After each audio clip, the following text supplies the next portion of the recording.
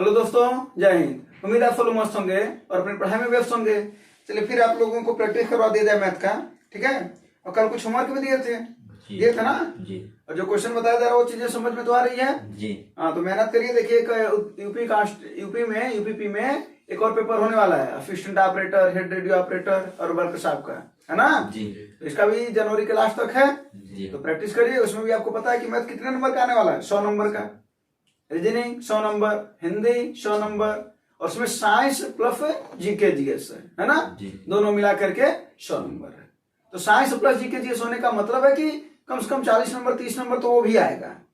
Otherwise science तो already GK GS का part है जी। तो साइंस को अलग लिखता है नहीं विभाग जी, है ना। इसका मतलब ध्यान दीजिएगा। तो उसका भी पेपर आने वाला है, तो बस प्रैक्टिस करिए। प्रैक्टिस ही सबसे ज्यादा जरूरी है अगर एग्जाम को निकालना चाहते हैं, है ना जी। चलिए, और अब इस समय अगर पढ़ेंगे उसका सिलेबस तो फिर तो दिक्कत है ना। इस समय जितनी प्रैक्टिस हो पाए उतनी करिए, और फिर प्रैक्टिस के बाद से देख लीजिए कि आपका हो सकता है 2-4 टॉपिक में कोई दिक्कत हो रहा हो तो उसको देख लीजिए, है ना। और मैथ के कोई विशेष टॉपिक में दिक्कत होगा तो आप हमको बता दीजिए, ठीक है। और हाँ, साइंस का प्लेलिस्ट हम डिस्क्रिप्शन में डाल देंगे, आप लोग भी देख लीजिएगा। और आप लोग भी वो उसके लिए असिस्टेंट ऑपरेटर के लिए, ठीक है ना जी। उसकी वीडियो है उसमें। चलो तो शुरू करा देना। कल जो क्वेश्चन बता रहे थे, जो होमवर्क दिए थे ना जी, तो बाद में इसमें हम एक बात बता रहे थे कि इसमें थोड़ी सी गलती है। वो गलती क्या थी वो हम बता रहे हैं, ठीक है ना जी।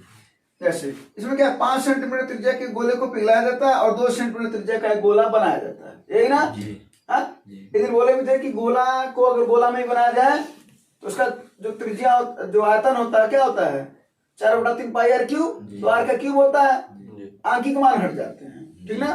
तो क्यूब होता ना, तो 3 बार गुणा कर दो ऊपर और 3 बार गुणा कर दो नीचे, जो बनने वाला है जिससे बनने वाला ऊपर, यानी 5 गुणे 5 गुणे 5 बटे 2 गुणे 2 गुणे 2 ये आंसर हो जाता है, ठीक ना।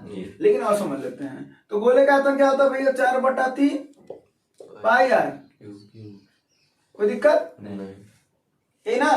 अब बताओ, अगर पहले गोले की बात करा जाए यानी बड़ा वाला जो है, तो क्या हो जाएगा? 4/3 पाई R1 क्यूब। हाँ, और दूसरे की बात किया जाए तो क्या हो जाएगा? ये 4/3 पाई R2, ठीक है ना जी। जिससे बनता है जो बड़ा होता है वो ऊपर होता है उसका आयतन, जिससे बनता है जाहिर सी बात है जो बनता है वो नीचे होता है। ये आंकिक मान हट जाएंगे तो क्या बचा? 5 गुणे 5 गुणे 5, क्योंकि इसकी त्रिज्या 5 है जी। इसका बनने वाले का कितना है? यही ना जी। बोलो जी जी। तो 5 गुणे 5 गुणे 5 कितना होता भैया? 125। ऐसे सॉल्व कर लो। 5/2 इक्वल टू 2.5। तो 2.5 कितनी बार आएगा? 3 बार ना जी। आएगा ना वो जी। तो कितना हो जाएगा? 2.5 का क्यूब कितना होता है? 15.625। अरे भाई 25 का निकाल लो ना। 25 का क्यूब कितना होता है? 15,625 होता है जी। बोले भी थे ना क्यूब, ये सब याद कर डालो। इतना होता है 15,625 और 3 अंक पर दशमलव लगा दोगे। अब इसमें जो हम बोले थे कि जो थोड़ी सी गलती है वो क्या है? जब गोले बनेंगे तो पूर्ण रूप से बनते हैं, ठीक ना जी। लेकिन हो सकता हो इसमें कि कुछ जो पार्ट है वो वेस्ट जा रहा हो, यानी बेकार जा रहा हो जी। ये तो हो सकता है भाई, कोई सामान बनता है कुछ पार्ट बेकार भी तो चला जाता है। तो इसमें से पूर्ण रूप से कितना माना जाएगा? तो इसमें वो वाला नियम मत लगाना कि जिसके लगभग में होता है उसको मारा जाता है। कौन सा सरलीकरण करते हो ना जी। तो 15.65 है तो कह दोगे चलो 16 है। ये नहीं, कितने बने हैं?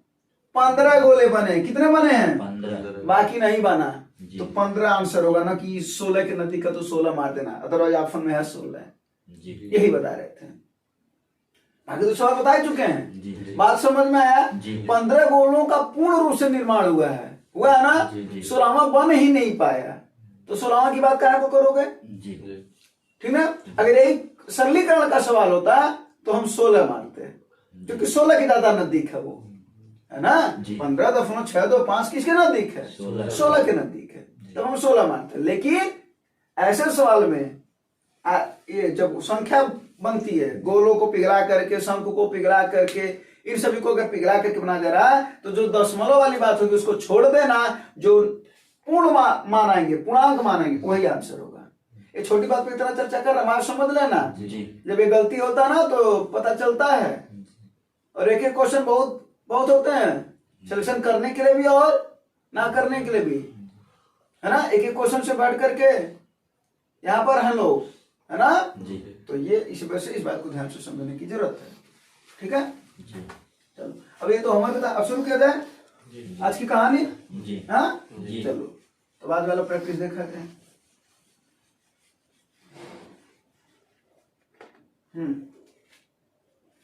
अगला देखो क्या करे, ये ना एक दिन में 8 घंटे काम करने वाले हैं जी।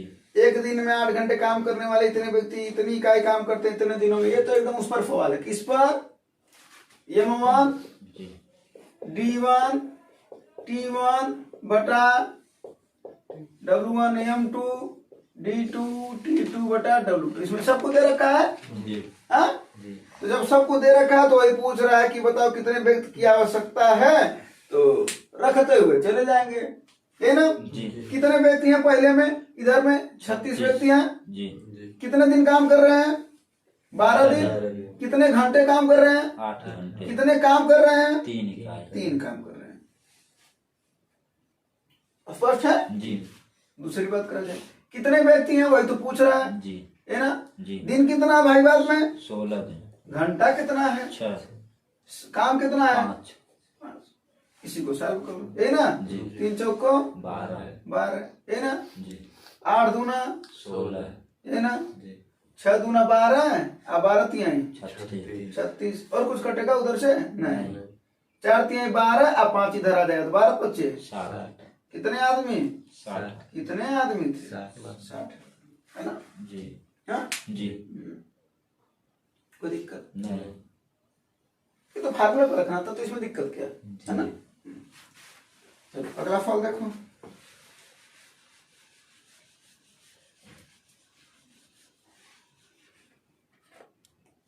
अगला फल देखो, कह रहा 4 सेंटीमीटर भुजा वाले प्रत्येक 6 घनों को एक छोर से दूसरे छोर तक जोड़ा जाता है। छोर से छोर तक जोड़ा जाता है, मतलब समझ रहे हो? ये बताया था नहीं वाला सवाल एक दिन जी। देखो फिर आ गया ना। हाँ जी। बोलो जी।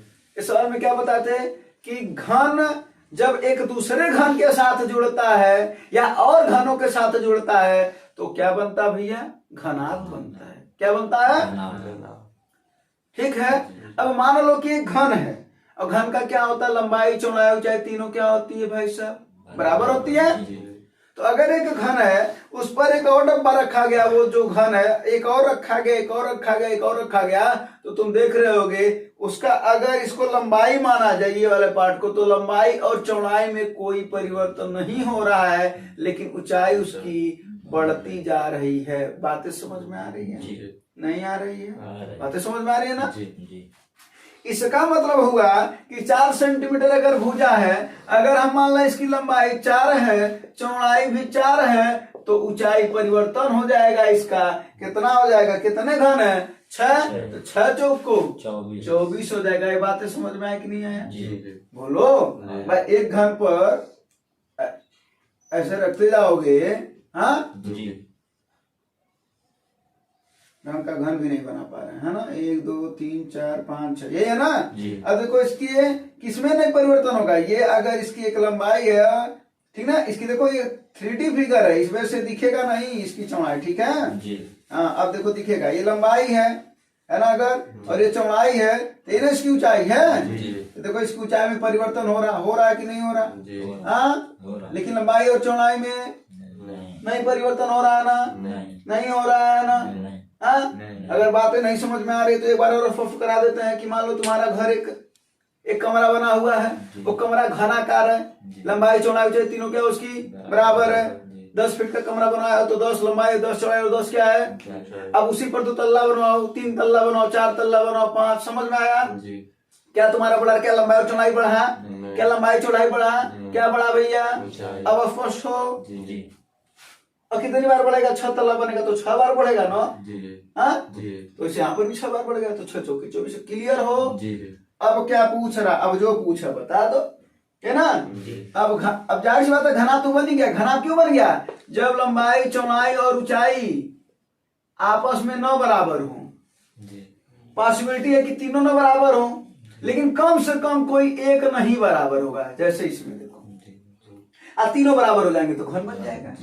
तो घनाभ का आयतन क्या होता है? अगर बात करा जाए तो लंबाई गुणे चौड़ाई गुणे ऊंचाई यही ना। विकोण क्या होता है घनाभ का करोनी में l square plus B square plus h square.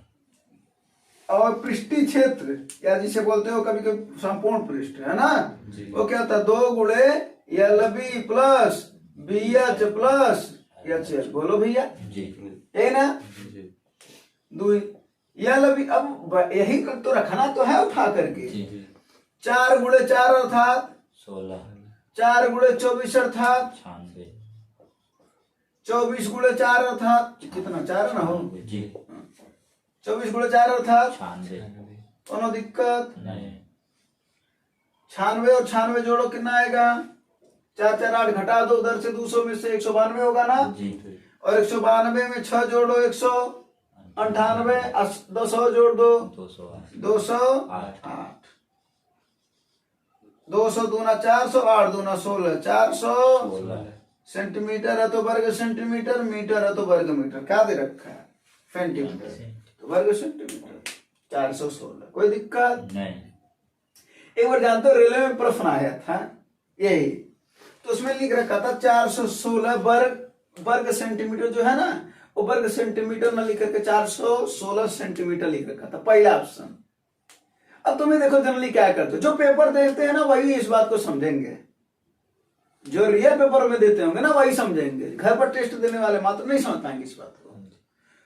जब वहां पर आंसर आता है ना तो हम तुरंत जो देखते हैं तो हमारी प्रक्रिया तेज होती है, तो लगता है 416 आगे तो बात खत्म, मात्रक से हमको कोई मतलब नहीं है, 416 आगे बात खत्म, 416 मार दिया। अच्छा उठा ऑफर में 416 वर्ग सेंटीमीटर दिया है तो भाई 416 सेंटीमीटर गलत है, क्योंकि पृष्ठीय क्षेत्र का मात्रक क्या होगा वर्ग होगा। सेंटीमीटर तो वर्ग सेंटीमीटर, मीटर तो वर्ग मीटर होगा, मीटर हो ही नहीं सकता है। विकर्ण का होगा, विकर्ण का मात्रक मीटर होगा तो मीटर, सेंटीमीटर होगा तो सेंटीमीटर, घनाभ का आयतन होगा मीटर क्यूब या सेंटीमीटर क्यूब। तो इस बात का ध्यान देना, ये रेलवे वाले का प्रश्न था तो ऐसा देता है कभी कभी, तो देख लो भाई पता चला आता हुआ हूबहू आता हुआ प्रश्न गलत होगा मात्र पढ़ने की वजह से। और जितने लोग पेपर देते हैं वो जानते हैं पढ़ने की वजह से 1-2 क्वेश्चन उनके निश्चित ही गलत हो जाते हैं कि क्या पूछ रहा, पता है क्वेश्चन को लगाने का तरीका, लेकिन क्या पूछ रहा था बाद में पता चला कि हम कुछ और सोच रहे थे और कुछ और पूछ दिया। एग्जामिनर भी गूगल डाल दे, वो भी देखता है ना, दिमाग को रखता है कि कौन सा लड़का प्रैक्टिस करके और तब करके आया है, ठीक ना जी। जो तब करेगा निखरेगा वो, हाँ जी। मेहनत नहीं करोगे तो बिखरोगे, मेहनत करोगे तो निखरोगे, तुम्हारी ठीक है ना जी। मात्र नहाने से निखार नहीं आता है, ठीक है हाँ, मेहनत भी करोगे ना तो उसका भी निखार आता है, बहुत दिन तक होता है इसका निखार। इसका तो आंसर आ गया था ना जी।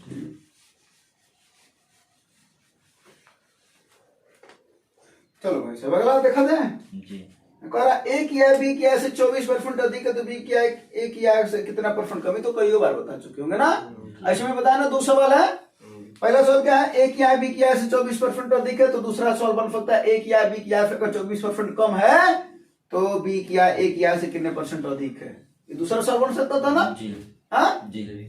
तो पहला सवाल जो दे रखा है इसका आंसर देते हैं हम लोग।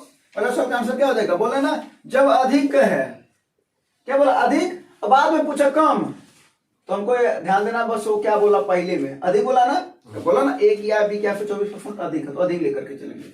24 और 100 में 24 को क्या कर दो जोड़ दो, परसेंटेज निकालना है तो बोले 100 कर दो, ये आंसर ठीक है। दूसरा ऑप्शन, दूसरा प्रश्न 24 जी है ना, क्या कहता है एक या बी क्या 24% कम है तो बताओ उसकी कितनी अधिक है, तब क्या करते 100 में से 24 को गुणे, यानी अधिक कहेगा शुरुआत में तो अधिक करेंगे, कम कहेगा तो कम करेंगे, बाकी लगा देंगे जी।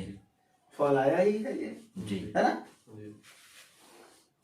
तो बताओ क्या करते हैं, 24 बटा 124 गुणे 100, 24 से 24 को काट देगा, अच्छा तो नहीं करता ना कैलकुलेशन। हाँ तो क्या करोगे, किससे कटेगा 4 से कटेगा ना, 4 छक्के 24, 4 3 12, 4 1 9 4 31 ना, 600 बटा 31%। देखो ऐसा है कि सही भिन्न में आया है, ऐसे ही देखो 600 बटा 31 चौथा ऑप्शन। ये ना। और अगर ये कर दोगे तब कितना आ जाएगा, ये 24 बटा 100 में 24 घटाओ कितना आएगा, गुणे ये कट जाएगा ना, 4 छक्के 24, 4 एक 9 4 9 36, ये कितना आ जाएगा 600 बटा, ये ना। यहाँ पर आंसर क्या 600 बटा 31% कम है उससे, और ये क्या 600 बटा 19% उससे अधिक है। ठीक है जी, ठीक है जी, कोई दिक्कत नहीं। हाँ अगला सवाल लगाओ।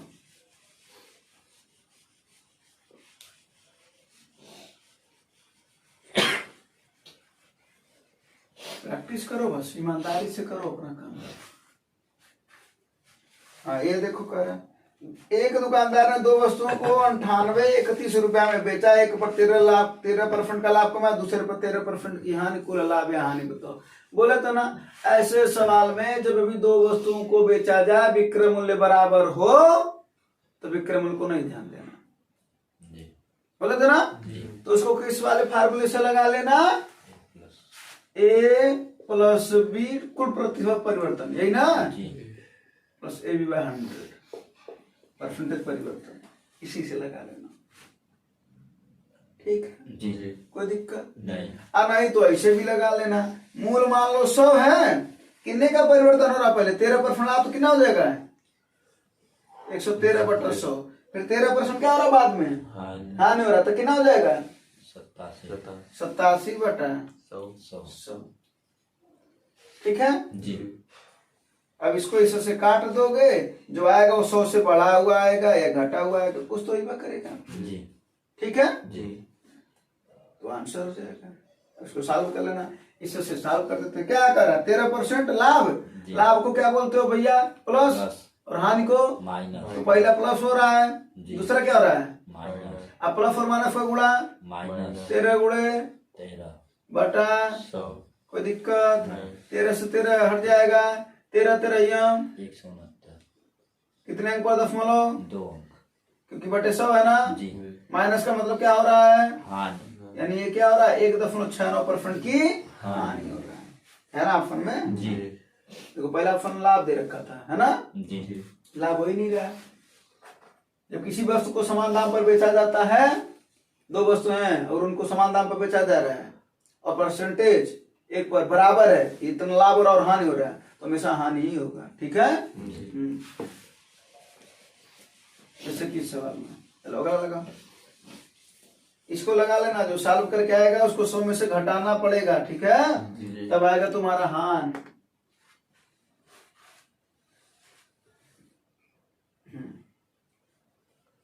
अगला देखो कर, बेलन की त्रिज्या 120 से % बढ़ जाती है और ऊंचाई 40% कम हो जाती है, तो इसके आयतन में प्रतिशत वृद्धि बताओ। बेलन का आयतन क्या होता है भैया, पाई आर स्क्वायर एच, यही ना यही ना।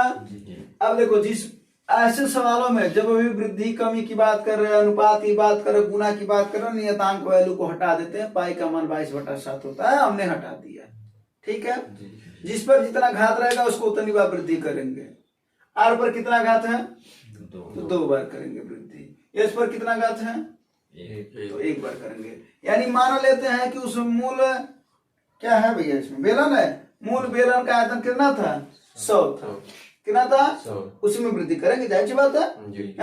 त्रिज्या में कितने की वृद्धि 120% बढ़ जाती है, यानी पहले 100 था 120 बढ़ जाएगा तो कितना हो जाएगा भैया 220 ना, 220 बटे, क्योंकि आर पर 2 घात है ना, तो 220 बटा 100, कोई दिक्कत नहीं।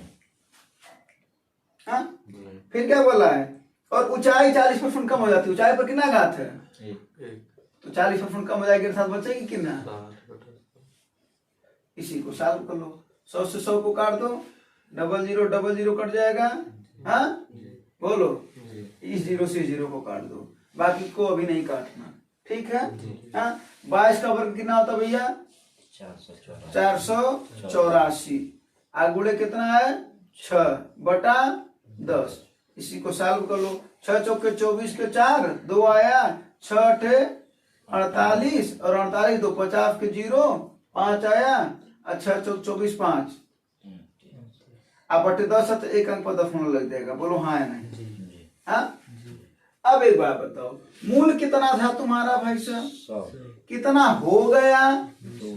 अगर क्वेश्चन पूछा होता कितना हो गया तो तुम्हारा आंसर होता 290.4% या 40%। लेकिन कितना बढ़ा तो 100 से 290 हुआ तो तुम्हें दिख नहीं रहा 190.4% बढ़ा है जी। बोलो जी। तो कितना बढ़ गया? 190.4%। पहला ऑप्शन क्लियर हो? नहीं क्लियर हो? हाँ। जिस पर 2 घात उसको 2 बार वृद्धि करेंगे, जिस पर 1 घात उस पर 1 घात।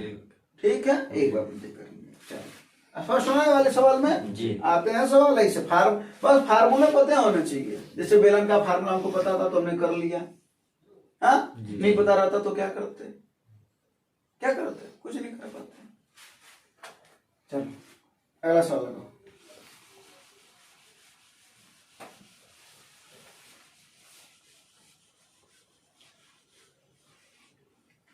ये क्या है?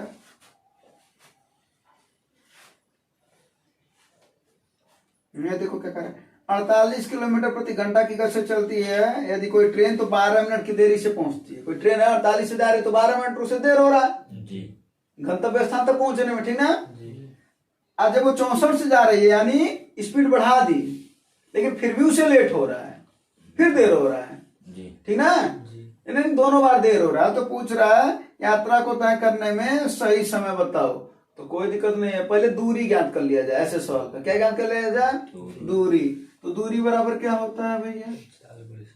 हाँ इसका फार्मूला बताते ना। जब ट्रेन अपने गंतव्य स्थान तक जाए, चाहे कोई व्यक्ति जाए, ठीक है, कोई भी चलायमान व्यक्ति अगर एक स्थान से या चलायमान वस्तु कोई एक स्थान से दूसरे स्थान तक अगर जा रहा हो तो उसकी कुछ स्पीड हो और जाने में अगर उसे कुछ देर लग रहे हो, वहां तक पहुंचने में कुछ समय लग गया, समय लगभग करेगा और वो देर हो गया, और फिर बाद में जब गया तो फिर भी देर हो गया। ये पहले भी पहुंच सकता था।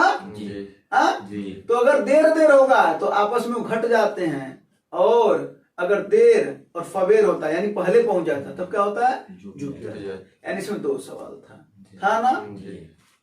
पहले सवाल को तो ऐसे सवाल में सबसे पहले दूरी निकाल लेते हैं। तो आओ दूरी निकाल लिया जाए। तो दूरी का फार्मूला होता है स्पीड 1 गुणे स्पीड 2 बटे डेल्टा स्पीड गुणे डेल्टा टी, यानी समय का अंतर। ठीक है ना? तो इसी में रखो। तो स्पीड कितनी है? पहले 48, फिर कितनी हो जा रही है? 64। इनका अंतर कितना है? 16 का अगुड़े समय का अंतर। अब देखो 12 मिनट का देर हो रहा है, अब 3 मिनट का देर हो रहा है। दोनों क्या है? देर है ना? तो क्या होंगे? घटेंगे। क्या होंगे? अगर देर ना होता, देर और पहले होता तब 12 और 3 15 तब जुटता। इसी सवाल में और सवाल बन सकता था ना कि जब 64 से किलोमीटर प्रति घंटा से जाती है तो 3 मिनट पहले पहुंच जाती है। हाँ, तो ये तो 2 सवाल तो बनेंगे। उसके बाद 2 सवाल और बन रहे हैं। ए भाई साहब सुनो, 2 सवाल तो बन ही रहा है। पहला सवाल ये है, दूसरा सवाल धीरे से बोल देता। मात्र सोच लो, मात्र एक शब्द चेंज करने से पूरा सवाल चेंज हो जा रहा है। और शब्द क्या है? 3 मिनट पहले पहुंचती है। बस ये दूसरा सवाल बन गया। दूसरा बन गया जी। अच्छा, इस सवाल का पहला प्रश्न जो पूछ रहा है वो पूछ रहा सही समय बताओ। दूरी भी पूछ सकता था। 2 सवाल इस पर हुआ, अगले वाले पर भी 2 सवाल है। जो 3 मिनट पहले पहुंच रहे उसको भी 2 सवाल है। क्या समझ पाते हो कि हम ही बस समझ रहे हैं? समझ रहे हो? सवाल तो कैसे बना वो समझ में आ रहा ना।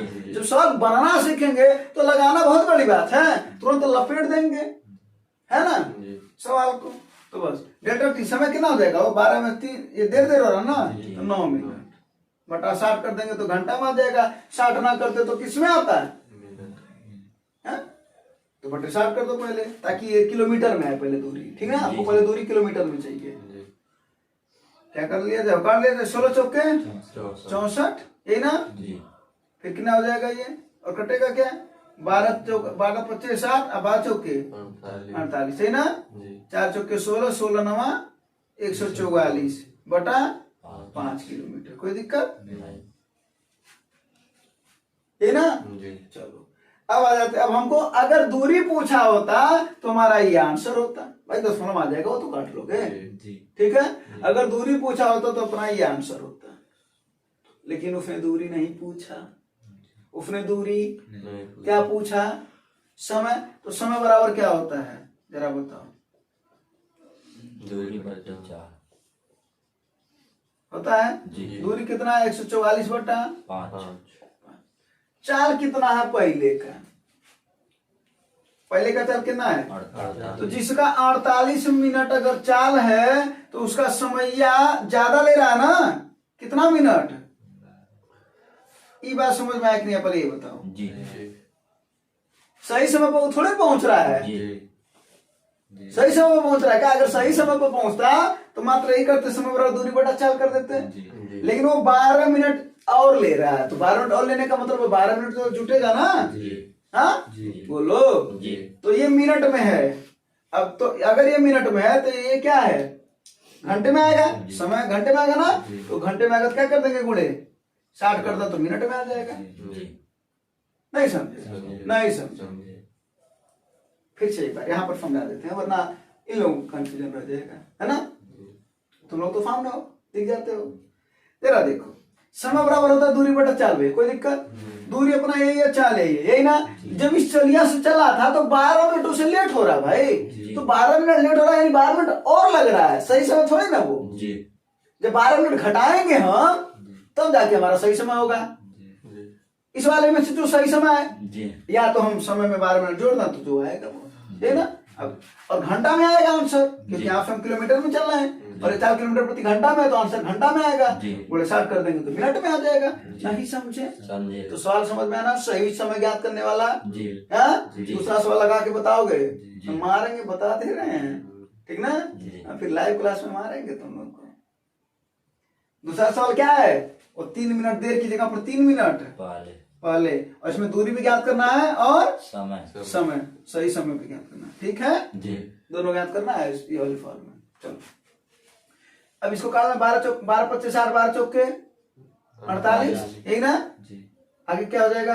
ये देखो बगल का बगल में गुणा होता है ना, तो 144 बटे 5 गुणे 4 गुणे 5 से 5 कट जाएगा। 44 से कितनी बार में कट जाएगा? 4 तिहाई 2 बचा 4 छक्के, है ना। 36 क्या है? मिनट ना। तो भाई साहब 36 मिनट नहीं, आंसर ऑप्शन में दे तो नहीं रखा है। अगर ऑप्शन में दिया होता ना 36 तो फिर काम है खराब कर लेते अपना, जल्दी में आंसर दे देते, है ना। तो ये 12 मिनट उधर जाएगा, ये 12 मिनट है ना, तो समय बराबर क्या हो जाएगा तब? 36 माइनस 12 अर्थात 24 मिनट उसे सही समय लग रहा है। स्पष्ट हो? नहीं हो? अच्छा एक बात बताओ, अगर हम इसकी चाल की जगह पर 48 मिनट रख करके अगर 64 रखे होते तब वो आंसर आता। तब क्या होता है? तब यहाँ पर 12 मिनट, तब वहां पर 3 मिनट देरी हो रहा है ना, 3 मिनट और लग रहा है। अगर पहले पहुंचता था तो माइनस कर देते, ज्यादा ले रहा तो प्लस करेंगे। तुम ही समय ज्यादा लेते तो समय जोड़ते ना हो, ठीक है ना। तो उससे भी आंसर आ जाएगा। कहो तो करके दिखाएं? नहीं करके दिखाएं? दिखा देते हैं। देखो 3 मिनट प्लस सही समय है जी। उसकी चाल कितनी है? 144 बटा 5। और तो जाहिर बात है बगल का बगल में गुणा होगा ना, 64 नीचे ही आ जाएगा। आगे गुणे 60 कर देंगे तो किसमें आ जाएगा? मिनट में। अब इसको इसका काम तमाम कर लो, क्या हो जाएगा? ये किसे कटेगा? ये कट जाएगा ना। 16 चौके 64 अब 16 9 एक ना जी।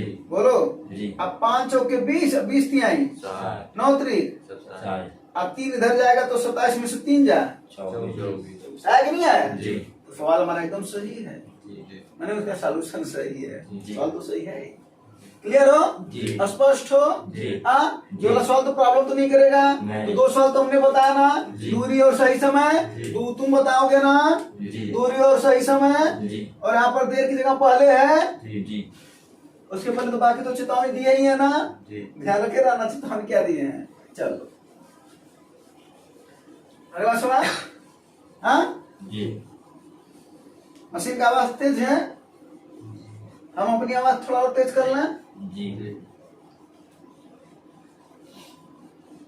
देखो गांव है तो मशीन वशीन ये सब तो चलती रहेंगी, है ना, अपना काम चलते रहना चाहिए, है ना। चलो देखो कह रहा समतुल्य त्रिभुज के अंतः त्रिज्या और परिवेष्टक त्रिज्या। समतुल्य त्रिभुज अंत क्या है, ये क्या बोल रहा है, सब कुछ तो मैं बता चुके। समतुल्य का मतलब समबाहु का, असमबाहु त्रिभुज में हम तुम्हें सब कुछ बता चुके हैं, बताएं कि नहीं बताएं। समबाहु त्रिभुज का क्षेत्रफल बता चुके हैं तुम्हें, कर्ण में 3/4 गुणे भुजा स्क्वायर। ऊंचाई बता चुके हैं तुम्हें, कर्ण में 3/2 गुणे भुजा, सब पता है ना। और इसका परिमाप क्या होता है, परिमाप क्या होता है, 3 गुणे भुजा। समबाहु त्रिभुज की भुजाएं बराबर होती हैं। कोण कितना होता है, प्रत्येक कोण 60 डिग्री, क्योंकि तीनों अंतःकोणों का 180 होता है। अंतर्वृत्त की त्रिज्या कितना बताए थे, a बटा यही होता है, a बटा 2 करने में 3, ठीक है। परिवृत्त की त्रिज्या क्या बताए थे, a बटा यही ना। और क्या पूछ रहा है, क्या पूछ रहा है, अंतर्वृत्ति। और हम तुम लोगों को समय बोले थे, जब ये वाला पढ़ा रहे थे तो बोले थे कि ये वाला सवाल डायरेक्ट आ जाता है, ठीक ना, तो याद होना चाहिए। तो जरा देखो, इसको बटे कर दो, इसको बड़ा वाला आर कर दो, ठीक है ना। क्या हो जाएगा, अब देखो a से कट जाएगा, कर्ण से 3 कट जाएगा, बगल का बगल में गुणा नीचे का, तो क्या हो जाएगा, नीचे वाला ऊपर जाएगा तो क्या हो जाएगा 1। आइए 2 तो नीचे है, 1 बटा यानी अंतः बटा बाह यानी परिवृत्त बराबर 1 बटा। अब ऐसे भी इसका मतलब समझ, अंतः वृत्त का मतलब देखो, ये समबाहु त्रिभुज है, इसके अंदर वृत्त बने, तीनों भुजाओं को टच करते हुए जाए, ठीक है। परिवृत्त का मतलब समझ रहे हो, इसके शीर्षों को टच करते हुए जाए। तो जाहिर बात है इसकी त्रिज्या ज्यादा ना होगी, ये वृत्त बड़ा होगा तो त्रिज्या ज्यादा होगी, बोलो हाँ जी। और इसी पर सवाल बनता है कभी कभी समबाहु त्रिभुज पर, इस समबाहु त्रिभुज का भुजा दे देगा, मान लो 10 सेंटीमीटर दे दिया, ठीक है ना। अब वहां से तुम त्रिज्या निकालोगे, त्रिज्या निकालोगे ना, तो क्या सवाल क्या बनेगा, ऐसे एक परिवृत्त दे रहे हैं, अब बोल रहे हैं ये वाला कलर, ये कलर कर दे, ये वाला हिस्सा कहता है इसका एरिया बताओ। तो सबसे पहले क्या करोगे, वृत्त का एरिया निकालोगे, वृत्त की त्रिज्या चाहिए कि नहीं चाहिए तुम्हें, हाँ। और त्रिज्या कैसे निकालोगे, भुजा से, समबाहु त्रिभुज में तो त्रिज्या निकल जाएगी, जब त्रिज्या निकल जाएगी तो बड़े वाले का क्षेत्रफल निकल जाएगा पाई आर स्क्वायर से, बोलो। अच्छा पाई आर स्क्वायर से क्षेत्रफल निकल जाएगा, त्रिभुज का क्षेत्रफल तो निकल जाएगा इस वाले फार्मूले से, तो बड़े वाले में से त्रिभुज के क्षेत्रफल को घटा दोगे तो ये मतलब एरिया बचेगा, बोलो। कभी कभी होशियारी करता है, खाई वाला ना पूछ करके पूछता है मात्र 2 का बताओ, कोई दिक्कत नहीं, ये सब ये बराबर होते हैं, ये तीनों पार्ट क्या होते हैं, बराबर होते हैं, ठीक ना। तो 2 का बताना, तो पूरा पार्ट 3 है, 2 का बताना है, 2 बटा 3 गुणे जो आएगा एरिया, यही ना। तो कभी ऐसे पूछ देते हैं, कोई दिक्कत तो नहीं है ना, फार्मूला नोट कर लेना, हाँ बेटा ऐसे।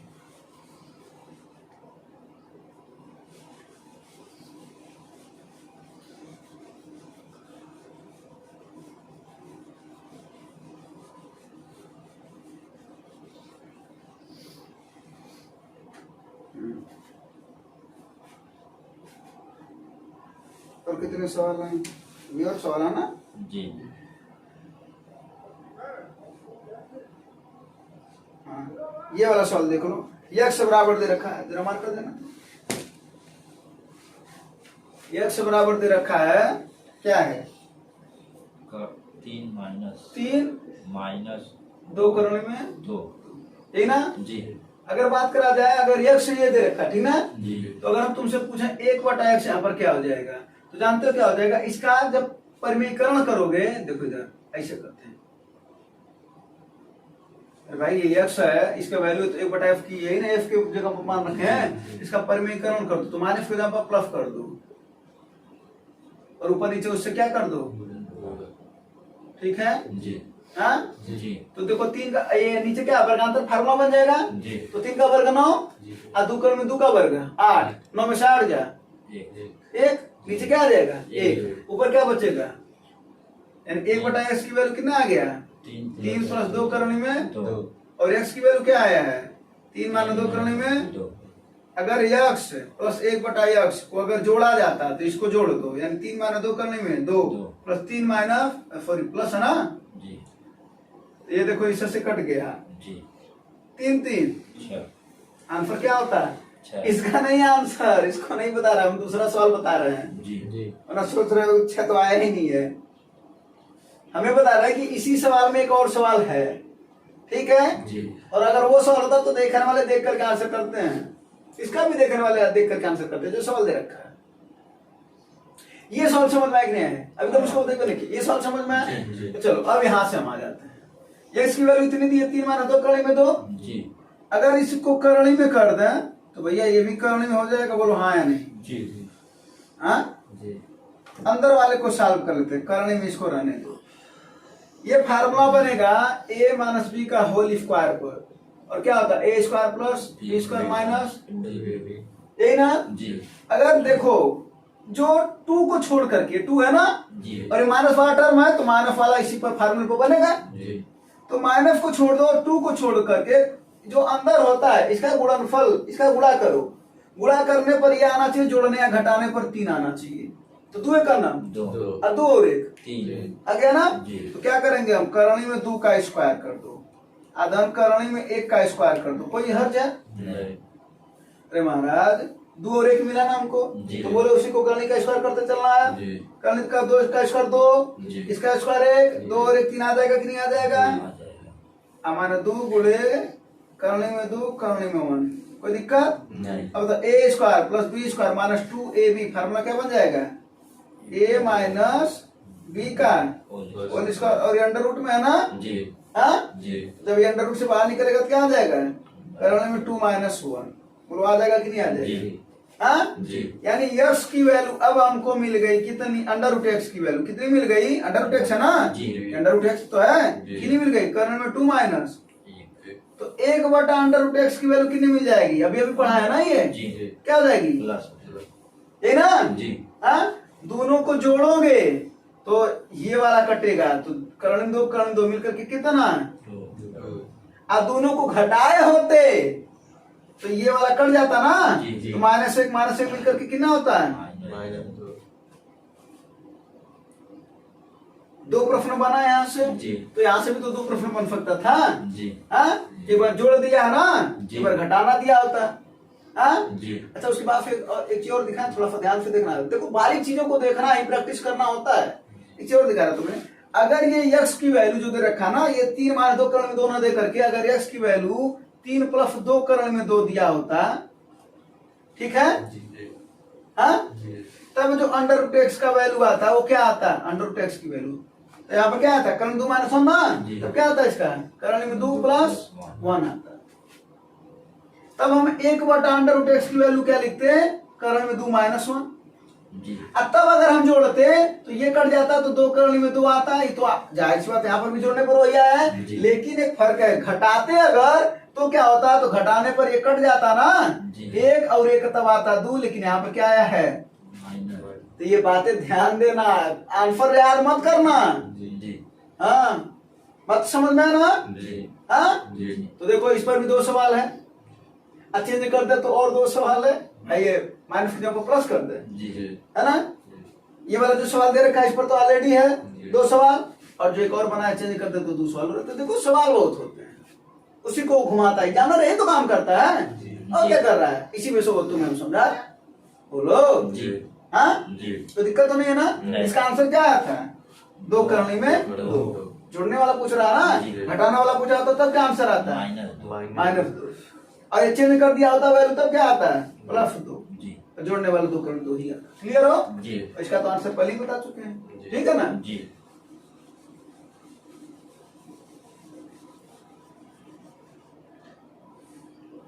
अगला वाला सवाल लगाओ।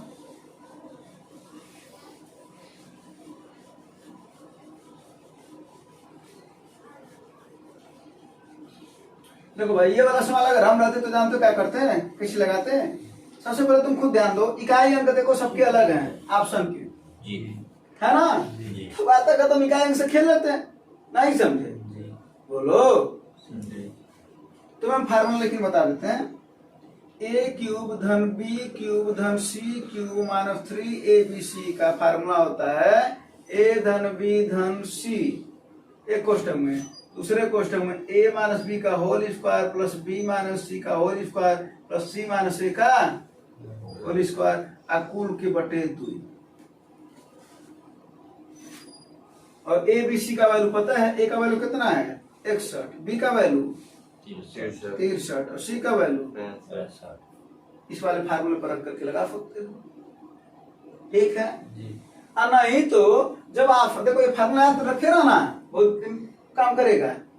ठीक है एक और इसका फार्मूला होता है यदि a प्लस बी प्लस सी बराबर 0 होता है, एक फार्मूला होता है a प्लस ए क्यूब धन बी क्यूब धन सी क्यूब माइनस 3abc। इसको भी थोड़ा ध्यान देना कुछ देर के लिए। बराबर होता है फार्मूला a धन बी धन सी एक क्वेश्चन में, अगला question a square plus B square plus c square minus a b minus b c minus c a. एक फार्मूला ये भी होता है। ठीक है हाँ।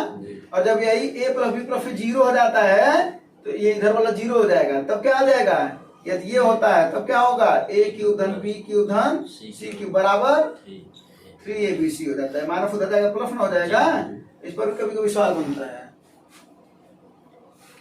ठीक है हाँ कोई दिक्कत नहीं। चलो अब जो सवाल है इसको एक तो इस पर तुम रख के सॉल्व कर लेना, हम तुम्हें बता देते हैं। जब इकाई अंक अलग अलग आया है तो जरा देखो तीनों का क्यूब करना है तो उसको जोड़ना है। एक का क्यूब करो कितना आएगा भैया एक तो आएगा।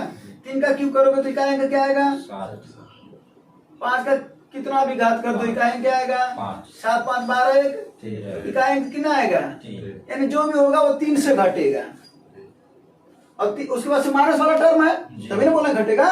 तो क्या बोला 3abc abc माने इनका गुणा कर दो 5 तिहाई अब 5 1 9 इकाई 5 है ना आया, अब फिर 3 है 5 तिहाई यानी इकाई क्या आ रहा है 5 ही आ रहा है। अब बताओ 3 में से 5 को घटाओगे तो 3 में से 5 घटेगा नहीं, तो जाहिर सी बात है बगल में उधार लेने जाएगा तो 13 में से 5 जाए यानी इकाई अंक 8 वाला आंसर होगा। यानी सवाल का अगर तुम्हें फार्मूला भूल भी जाता तो इकाई अंक से हम खिलवाड़ कर लेते तो हमारा आंसर आ जाता, लेकिन अगर डबल होता तो तब तुम्हें ही करना पड़ता। तो दोनों ऑप्शन तो दे रखे हैं जी, नहीं समझे नहीं बुझे, क्लियर हो जी।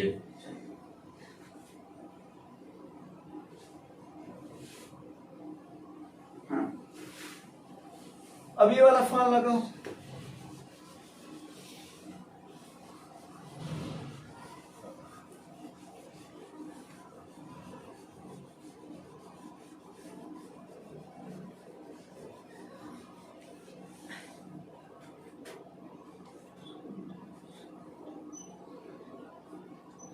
ये वाला सवाल है ना, क्या करा है समकोण त्रिभुज के आधार के शंकु की परिधि ये ना, यानी शंकु दे रखा है जी। तो शंकु का आयतन क्या होता है 1/3 पाई स्क्वायर ये ना जी। वक्र पृष्ठ इसका कितना होता है पाई आर यल। संपूर्ण पृष्ठ इसका कितना होता है पाई आर कोष्टक में एल प्लस ये ना जी। कोई दिक्कत नहीं। चलो अब क्या बताओ, अगर ये सब चीजें पूछ रहा तुम्हें, अब यहाँ पर देख रहा दे रखा शंकु की परिधि 44 सेंटीमीटर है। शंकु यही है ना भैया, पर शंकु के आधार की परिधि, तो शंकु का आधार यही है जी जी। और आधार कैसा होता है शंकु का, आइसक्रीम नहीं खाए हो शंकु ना होता है, उसका नीचे वाला कैसा होता है गोलाकार ना होता है। तो इसका मतलब है शंकु का आधार क्या होता है वृत्त होता है। क्या होता है एक वृत्त होता है। और इसका क्षेत्रफल क्या होता है पाई आर स्क्वायर यही ना जी। और इसमें देखो एक ऊंचाई होती है और एक त्रिज्या होता है, तो एक तिरछी ऊंचाई होती है ना जी। इसको यल बोलते हैं। तो यहाँ पर फार्मूला होता है पाइथागोरस थ्योरम होता है एल स्क्वायर बराबर एक्स स्क्वायर धन, ये सभी शंकु के फार्मूले बनते हैं। ठीक है जी। अब इसी से सवाल दे रखा है शंकु के आधार की परिधि 44 है यही ना है 44 परिधि दे रखा। अच्छा तो परिधि क्या होता है इसका, हाँ उसको भी लिखना परिधि होता है 2 पाई आर। अरे भाई वृत्तोन है इसको 2 पाई आर क्लियर हो जी। तो परिधि दे रखा अगर वही क्षेत्रफल दिया होता तो पाई आर स्क्वायर बराबर 44 करते, जी। लेकिन यहाँ पर परिधि दे रखा तो क्या कर लेंगे अब तो 100 लगा था जी तो 2 पाई आर बराबर 44 44 तो 2 गुणे 22 बटा 7 गुणे आर बराबर 44 22 दूना 44 और आर का वैल्यू कितना आ जाएगा 7 7 आ जाएगा। हमको वक्र पृष्ठ निकालना है, वक्र पृष्ठ में हमको आर चाहिए था, मिल गया। यल चाहिए, अब देखो यल पता है नहीं पता, ऊंचाई दे रखा है, कोई बात नहीं है, ऊंचाई दे रखा है, आर पता है, यल पता नहीं हो जाएगा। अब ऐसे भी देखो ये 7 है, आर का वैल्यू कितना है 7 है, एच का वैल्यू 24 तो यल कितना हो जाएगा 25। एक दिन बताए थे पाइथागोरस थ्योरम, 3 4 5 में भी बताए थे, नहीं बताए थे, 5 12 13 में बताए थे, नहीं बताए थे, सब बताए थे ना। हाँ सब याद होना चाहिए कि अगर ये 7 है 24 है तो कोण कितना होता है 25 और कोण यहाँ पर तिरछी ऊंचाई है तो यल की वैल्यू कितना मिल गया 25 अब इसी वाले फार्मूले में रख तो क्या हो जाएगा 22 बटा 7 गुणे आर की वैल्यू कितनी आई है 7 यल की वैल्यू 25 7 से 7 कट जाएगा, 25 और 22 का गुणा करोगे तो कितना आ जाएगा 25 दूना 50 525 दूना 50 550 50 है ना जी और वक्र पृष्ठ है ना जी तो क्या आएगा वर्ग सेंटीमीटर, सेंटीमीटर तो वर्ग सेंटीमीटर, ठीक ना। इसमें दे ही नहीं रखा ऑप्शन अलग अलग है ना, जी कोई दिक्कत नहीं ठीक है जी चलो। हाँ एक और सवाल दे दे रहे हैं, इस सवाल को होमवर्क कर देता है तो इस सवाल को होमवर्क दे देते हैं, लगा के बताना हमको। ये समचतुर्भुज के विकर्ण का 12 सेंटीमीटर है और 16 सेंटीमीटर है तो समचतुर्भुज की परिधि क्या होगी, ठीक ना। परिधि भी हमको बताना और साथ साथ में हमको बताना इसका क्षेत्रफल क्या होगा, दोनों बता देना, ठीक है बता दोगे ना। हाँ कोई दिक्कत है, चलो तो बता देना इस सवाल को, कोई दिक्कत परेशानी समस्या प्रॉब्लम तो उम्मीद है चीजें समझ में आया होगा। और आप लोगों को या कोई प्रॉब्लम रहे तो जरूर बता दिया करिए, जो क्वेश्चन ना समझ में आए तो आप लोग भी कमेंट में जरूर बता दिया करिए ये वाला क्वेश्चन है, समय लिख दिया करिए वहां पर इस वाले टाइम का जो क्वेश्चन है वो हमको नहीं समझ में आया तो उस जैसा क्वेश्चन एक और ले लिया जाएगा, फिर आपको समझा दिया जाएगा। हमारा काम है समझाना, आपका काम है समझना, है ना। धन्यवाद, जय हिंद।